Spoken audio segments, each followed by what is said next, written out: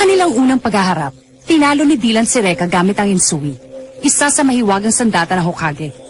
Subali sa ikalawang pagkakataon, nanaig ang kapangyarihan ni Reka at kanyang tinalo si Dylan. Si Emma naman ay nagbigay ng babala na ang mga kalaban ni Dylan ay muling darating upang sila ay sagupain. Pagkatapos ay biglaan na lamang siyang nawala. Ang misteryo ng Hokage, ang hukbo ng mga anino. Reka! Nandiyan ka lang pala! Kanina pa kita hinahanap eh! Nabasa mo na ba yung balita sa dyaryo? Istorbo ka talaga. Nag-aaral ang tao eh. Tsaka bawal ka dito. Hindi mo naman klase to, di ba? Eh, hindi ka rin naman kasama sa klaseng ito, no? Ha? Ito, tignan mo! Sige na nga, alin ba dito? Ito, nakita ko na. Sisimulan na ang Grand Derby sa karera ng mga kabayo. Hindi yan! Tignan mo nga mabuti! Nandiyan na pala kayo lahat! Nabasa niyo na ba itong dyaryo? Ang huling laban ni Eugene at Taguro. Ipapalabas na sa TV mamayang gabi. Tumigil ka nga! Yan ang sinasabi ko! Nasa dyaryo na ang nangyari sa atin kahapon. Talagang madyadyaryo yun. Nasira ba naman ang buong bahay ng salamin eh. Huwag ka nga mayabang. Kasalanan mo nga kaya nangyari yun eh. Pero nagtataka ako. Dahil ang sabi dyan eh, aksidente lang daw ang lahat. Pero mas mabuti na rin siguro. Baka mamaya masabit pa tayo pag nagtanong ang mga pulis. Pero nakakapagtaka talaga. Nag-aalala lang ako dahil baka may kinalaman yan sa sinabi ni Emma na darating na raw ang mga kalaban natin.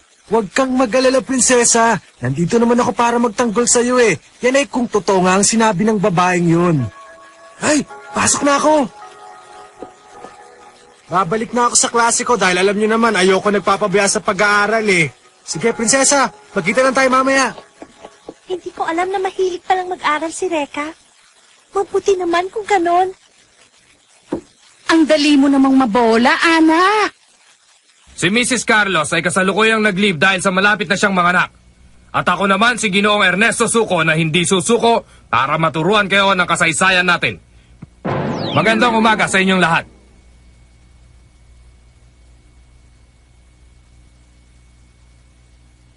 Bravo! Ah? Ang galing! Ngayon pa lang yata ako gaganahan para mag-aral. Ibig sabihin, interesado ka talaga? Oo naman! Lalo nung nagkwento kayo ng tungkol sa ninja noong isang araw, sir. Mahilig ka pala talaga sa kwentong ninja, ah? Walang duda. Good morning, Mr. Suko. Huh? Kaya nangyari yun. Totoo pala. Nakakita na pala ng bago mababola yung si Reka. Mabuti naman. Hello? Ikaw pala. Siya na ba ang girlfriend mo, Reka? Nangako ko pagtatanggol ko siya. Nakakatawa ka talaga, bata ka. Ang sabi mo sa akin kanina, meron kang gustong itanong sa akin. Ano ba yon? Kasi sir, Sige na, tungkol saan? Ha? tungkol sa mga Hokage ninja. Hokage? Paano mo nalaman ang pangalang yan? Bakit po, sir? Hindi natin pwedeng pag-usapan ng tungkol sa Hokage dito. Ha? Pumunta ka na lang sa bahay ko mamaya. Doon ko sa'yo sasabihin ang lahat.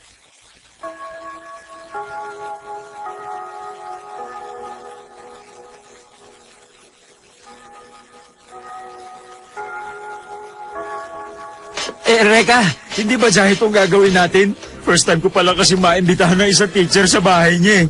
Huwag ka nang mahiya. Hindi ka naman imbitado eh. Nagpumilit ka lang na sumama sa amin, hindi ba? Mas marami, mas masaya. Pasensya ka na. Nakakaistorbo ba kami? Hindi, prinsesa. Basta ikaw palaging welcome. Siguro nag-iisa lang si sir sa buhay.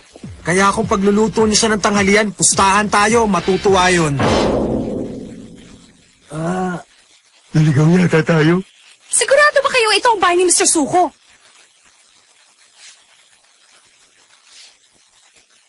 Oh, tuloy kayo! Good afternoon, sir. Eto na. Ano sa palagay mo, Reka? Lahat ng nandyan ay tungkol sa mga ninja. Ang galing! Parang may minahan na ako ng ginto. Uminom muna kayo. Mabuti naman at nakarating kayo dito sa amin. May asawa na pala kayo? Nagulat talaga kami, sir. Ang laki pala ng bahay nyo. Tapos, ang ganda pa ng asawa nyo. Akala nyo siguro matandang binata ako, no? Sayang, nagdala pa naman kami ng pwedeng lutuin mamaya. Chicken curry sana. Eh di lutuin natin, walang problema doon. Nakakahiya naman eh. Basta tungkol sa ninja, hindi mapipigilan na asawa ko. Bakit, prinsesa? Nakalimutan ko bumili ng curry powder. Jesus. Opisyal na pinarangalan ng Pangulo kahapon si Ginoong Augustus Mori dahil sa kanyang kontribusyon sa kawang gawa. Kamakailan lamang ay nagpatayo siya ng mga bahay ampunan sa buong bansa. Ayon kay Ginoong Mori, nais niya makatulong sa lipunan, lalong-lalo na sa mga kapuspalad nating mga kababayan. Hindi ko alam na mapagkawang gawa ka rin pala. Tigilan mo na ako, Kuray. Kung nais mong magtagumpay at mapasa iyo ang buong mundo nang hindi gumagamit ng karahasan, kakailanganin mo ang iba't ibang mukha. Tatanghalin ka pa nilang isang bayani kapag nakuha mo ang kanilang tiwala at pagmamahal. Subalit may hangganan ng lahat ng ito. Lumilipas ang mga bayani at nagiging abo.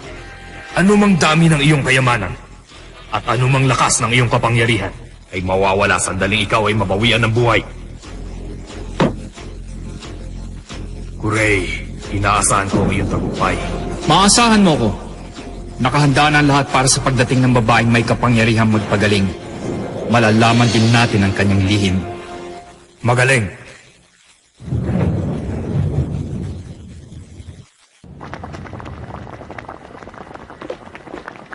How's it going, Yanagi? Fine. I think I'll just let it simmer until Domon and Fuko get back with the curry powder, okay? So Rekka really loves ninjas, doesn't he? You know, he and my husband have so much in common. I know. Yanagi, are you his sweetheart? Oh! Oh! No, really, we're just friends. I promise, that's all. But you seem to like each other a lot.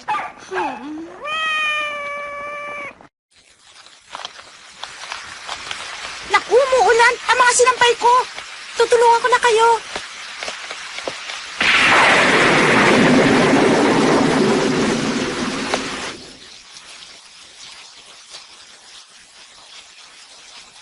Pag-usapan na natin ang gusto mong malaman. Ano ba ang gusto mong malaman tungkol sa mga Hokage Ninja? Marami. Marami na ako nabasang libro. Pero wala tungkol sa Hokage Ninja. Ang pangalang Hokage Ninja ay hindi kailanman naitala sa aklat ng kasaysayan. Sila ang mga mahiwagang ninja. Mga ninja sa samahan ng mga ninja. Ninja? Sa mga samahan ng ninja? Sinasanay ng isang ninja ang kanyang sarili hanggang sa maging bihasa sa lahat ng uri ng pakikidigma. Tinatakbo nila ang dalawang bundok sa loob ng isang gabi. Tumatalo ng higit pa sa mataas sa isang gusali at nakakapaglakad sa tubig. Pero ang Hokage ay kakaiba sa kanila. Masdan mo itong perganimong nakita ko dito sa silid aklat.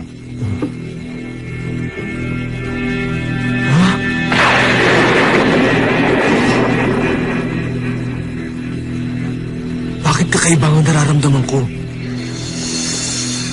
Parang pamilyar sa akin ang simbolong yan.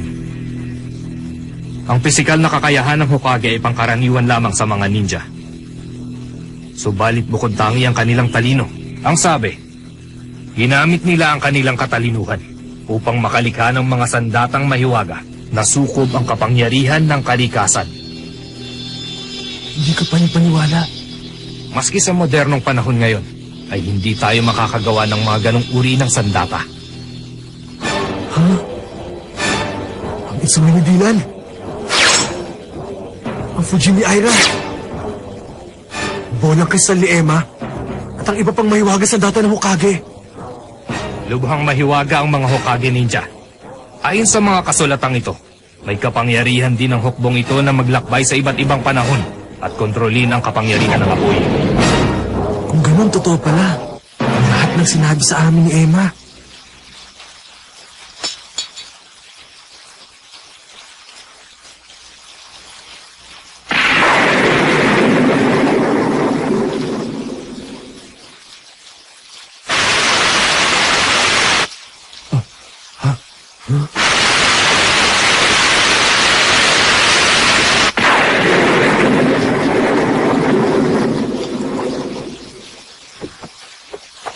Sino yan?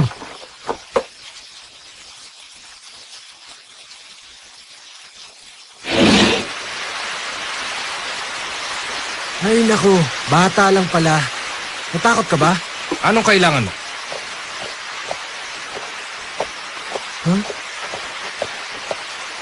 Ano ka ba? Ang bastos mo naman, kinakausap ka namin. Hindi ka man lang sumagot tapos papasok ka pa. Sorry ha, pwede bang pumasok? O masaya ka na? Aba talagang iniinis mo ako! Pwede ba sabihin mo kung bakit ka nandito? Nandito ako para kay Ana Yanagi. Dahil dudukutin ko siya. Alam mo ba kung anong sinasabi mo, bata? Sa pilitan ko siyang kukunin.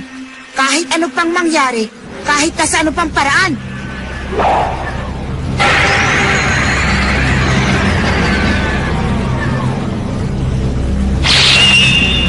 Hawak niya ang Kongo Anki, ang isa pang mahiwagang sandata ng Hokage.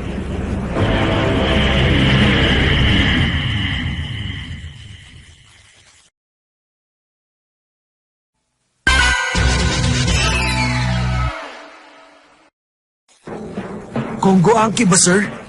Oo. Isa itong sandata na nabuo dahil sa paraan na kung tawagin ay sinaunang karunungan. 5 sandata ang kaya nitong mabuo. Wow! Mukhang alam na alam mo tungkol sa pangkat ng mga Hokage ninja. Gusto mo, huhulaan ko kung anong pangalan mo. Ikaw si Ginoong Ernesto Suko, hindi ba? Paano mo nalaman? Sikat na sikat kasi ang pangalan mo sa amin eh. Itong bahay mo na dating templo ay may mga kasulatan tungkol sa Hokage ninja at ang ilan dito ay nilathala mo pa nga. Kaya mapanganib kang tao.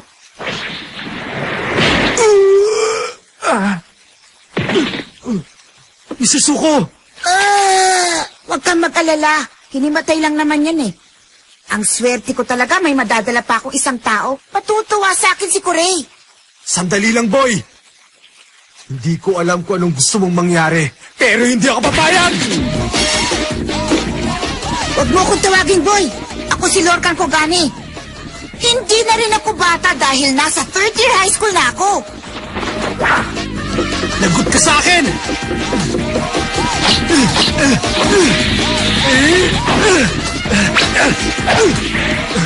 Oops! Totoo nga ang sinabi nilang magaling ka nga, pero para sa akin, parang pagong ka pa rin kung kumilos. Mag-iingat ka, Reka. Hawak niya ang sandatang Kongo Anki. Hindi ko na kailangan gamitin ang aking mahiwagang sandata para labanan ng pipitsuging katulad mo. Pipitsugin pala! Ngayon, ako naman ang titira. Here! Ha!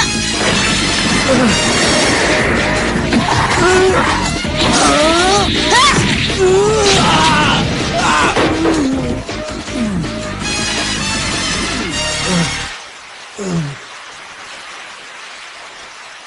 Ngayon, alam mo na hindi ka uubra sa akin. Ang mabuti pa, ibigay mo na kagad si Ana Yanagi. Pinagbigyan lang kita dahil mas bata ka. Huwag kang pa kasi siguro.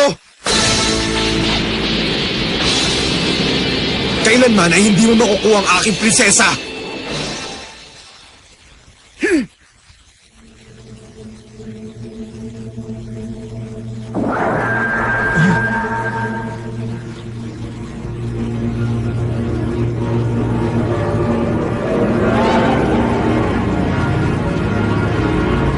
Ano nangyayari?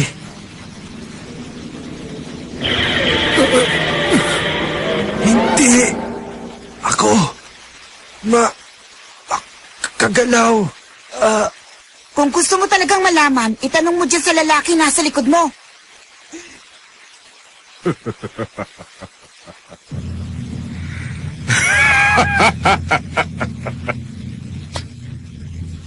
Katas lamang yan ang aking makamandag na halaman. Baliwala yan, hindi ka mamamatay. Walang kasiyahang idinudulot sa akin ang pagpatay sa mga lalaki. Pero ibang usapan na kapag babae naman. Parating na sila. Maraming salamat sa pagtulong mo sa akin, Ana. Wala pong anuman yun. Ang laki naman itong pakwan. Naloko na. Ang prinsesa.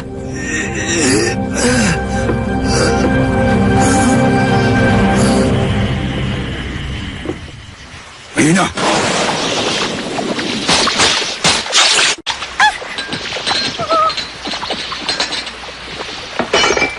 Anong nangyari? Mrs. Suko!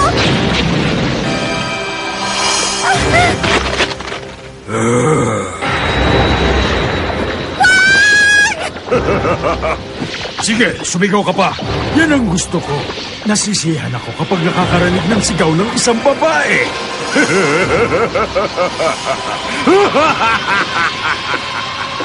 Tigilan mo yan. Hindi tayo pumunta dito para pumatay, kundi para kunin lamang si Ana. Dapat mong tandaan yan. Sabihin mo nga, sino nagbigay sa'yo ng pahintulot para utusan ako? Yan ang utos sa atin ni Corey. At kapag hindi ka pa tumigil, ay makakarating sa kanya mga ginagawa mo. Makakarating?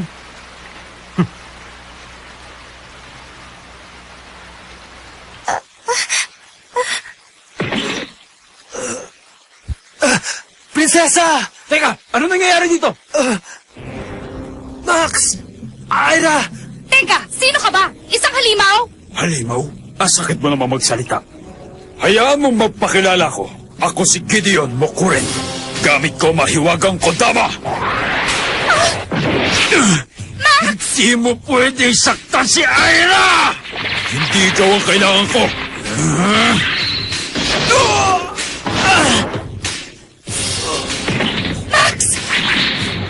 Gagot ka ngayon!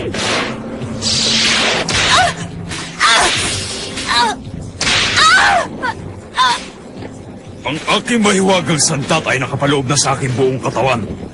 Kaya ako nakakapagpalabas ng halaman na gamit ang aking isipan. Sumusunod sa bawat naising ko ang isang mabisang sandata para sa mga tulad mo. Tumigil ka na sabi! Umalis na tayo. Huwag mo akong storbohin. Simula pa lamang ito.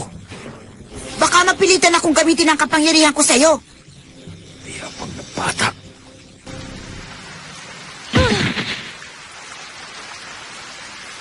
Damn! We'll see you later, pal.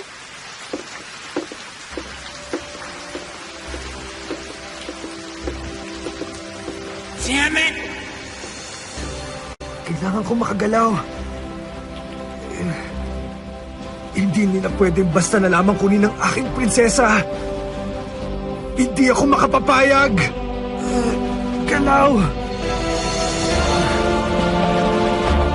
Ibabalik niyo ang aking prinsesa. Ito na lamang ang tanging paraan.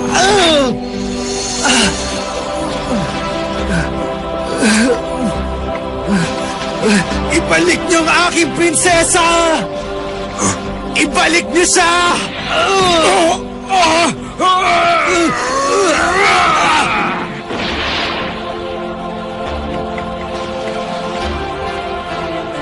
Prinsesa! Salamat, Reka. Ligtas ka na. Ang galing naman niya. Kahit na nasabuyan na siya ng makamandag na halaman ay natalo pa rin niya si Gideon. Sinugatan niyang sarili para bumalik ang kanyang pakiramdam. Talagang seryoso siya sa pagtatanggol kay Ana. Pero sayang lang.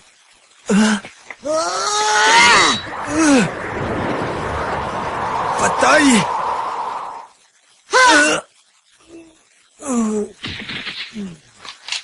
Kailangan gawin ko yon.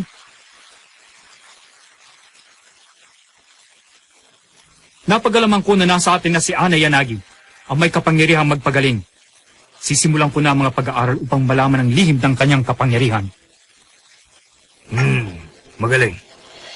Ang susi ng buhay na walang kamatayan ay malapit nang mapasa aking mga kamay.